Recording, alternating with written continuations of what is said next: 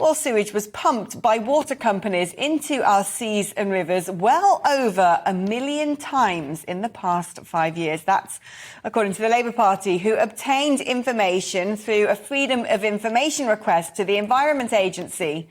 Between 2016 and 2021, sewage was spilt at least 1.2 million times in England and Wales. This means that sewage was pumped out into our waterways for more than 9 million hours during a 5-year period. It's utterly shocking stuff. Our South West of England reporter Jeff Moody is in Swanage on the Dorset coast and has been looking at the state of the beaches there. Well, the discharge here in Swanage happened last Wednesday. But to be honest with you, I could have picked anywhere on the coast from Hastings all the way to Land's End and up the coast too as far as Cumbria. The problem really has been everywhere over the south coast.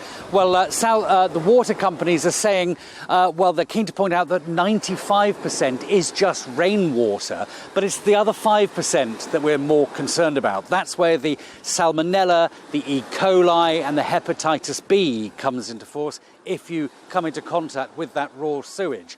Why is this happening?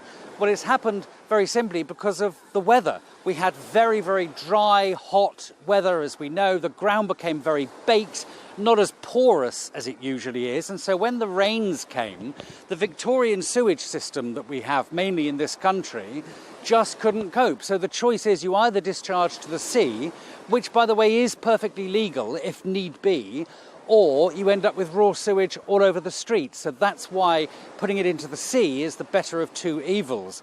Well, the water companies are saying, look, use your own initiative as to whether you want to swim in the sea. But how can you tell? There's no way of telling. The water in this country by the sea always looks this colour. So there's no real way of telling whether it's infected with sewage or not. And that is the problem.